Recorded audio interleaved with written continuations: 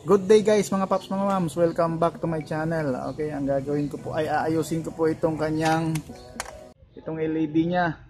Mali po ang wiring. Okay, ito pong number 30 nilagay po dito sa red wire. Yan, ganyan po yan dati. Mali po ang connection, so dapat ito pong 30. Itong 30 po. Ayan, itong 30 ay dapat direkta po ito sa battery ng positive. Ayan. Tsaka ito ganun din, ididirekta natin sa negative ng battery. Ayan, itong number 86, itong 85. Hindi ko pa nakita kung saan ito punta. Ayan. So dito yan siguro.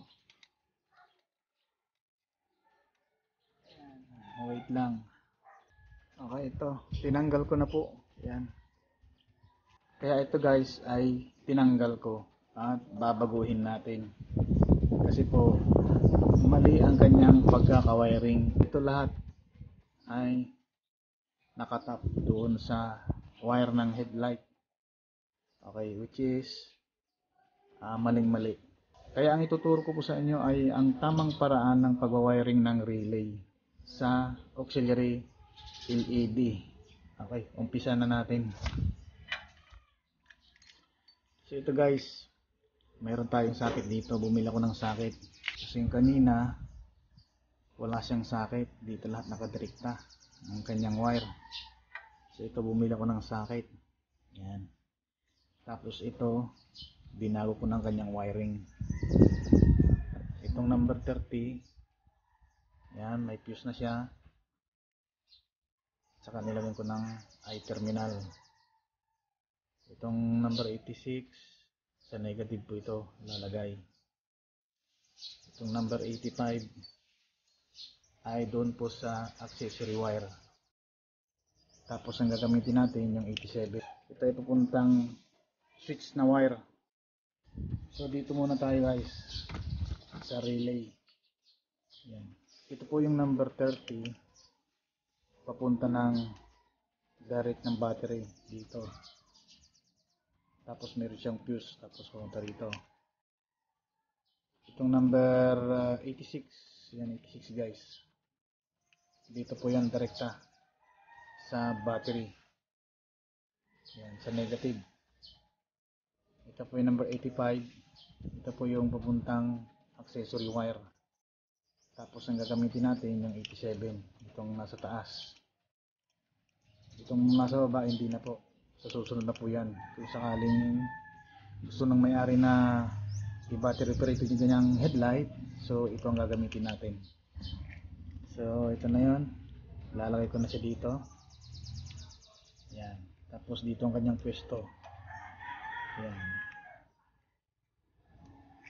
Ito guys, number 86.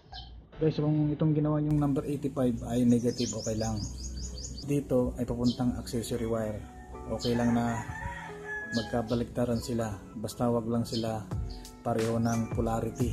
Itong 86 saka 85. Okay, so sa akin laging ginagamit ang 86 ay negative. Lagyan muna natin sila ng tape. Yan.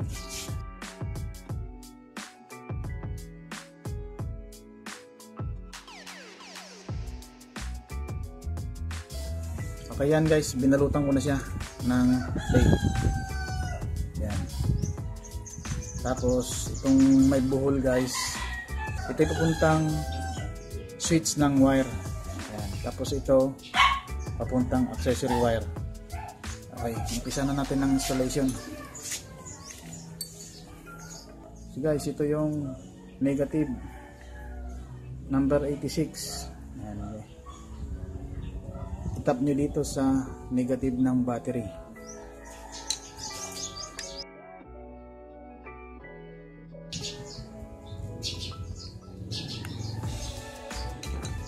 Tapos ito guys, yung number 30 Yan, mayroon yan dito yung fuse nya dito sa positive ng battery. Guys, gagamit kayo ng wire na number 16 para sa number 30 at number 86. Yan. Yan, tatap ko na guys ha.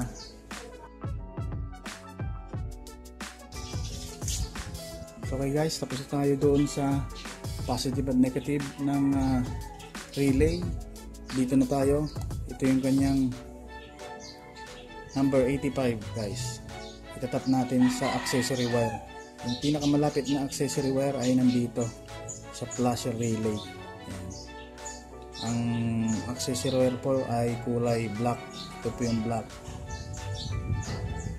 Dahil ito po kulay gray ay load po ito. Yan. So paano natin malalaman? Okay, gumamit tayo ng test light. Itong test clip guys, lagay natin sa body ground. Yan, sa body ground. Saka switch natin yung motor.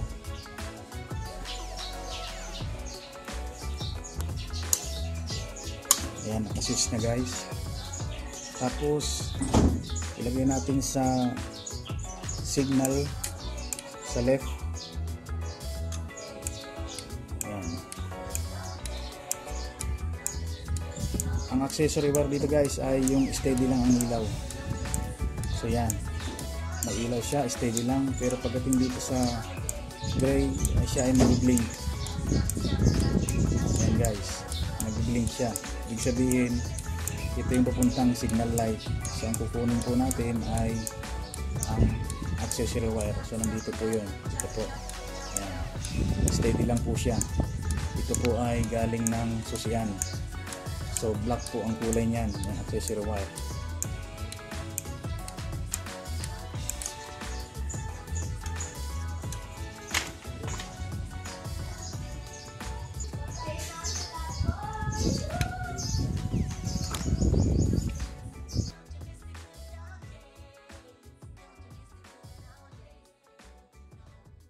So okay guys, ang natitira na lang ay itong number 87. So ilalagay po natin yan dito sa wire ng switch.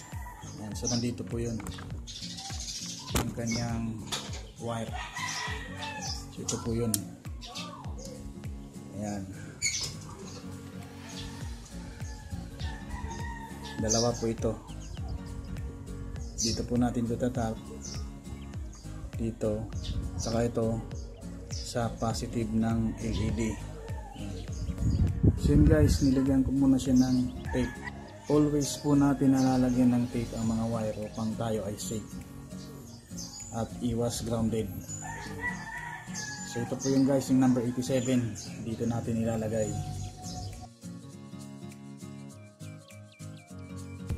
So yun guys, tapos na tayo. Okay. At dito na tayo.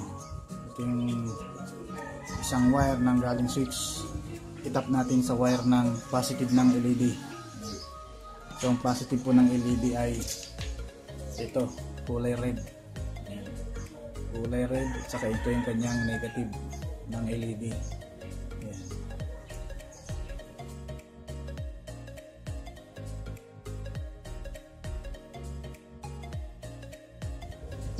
So yun guys, nilagyan ko ng I-terminal itong negative ng LED at ilalagay natin dito sa ground. So ito po yung ground niya dito sa may regulator rectifier.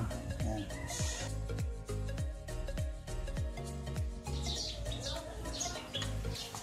Ayan guys, okay na. Ayos tayo dito.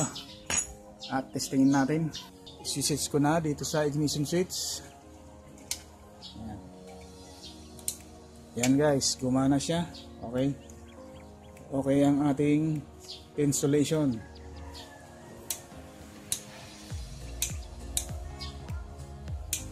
Yan. Pag naka-off guys, ang ating ignition ay hindi siya mag-switch. Yan, in-off ko na siya. So wala siyang power dahil siya ay nakakonect sa accessory wire. Yan. Pero pag switch natin ang ignition, may power siya. Yan. So yan guys, at hanggang dito na lamang, at sana ay may natutunan kayo sa araw na ito. Sa mga bago pa lang sa aking channel ay mag-subscribe na kayo upang updated kayo sa aking video tutorials. Hanggang dito na lamang guys, at see you next video. Goodbye.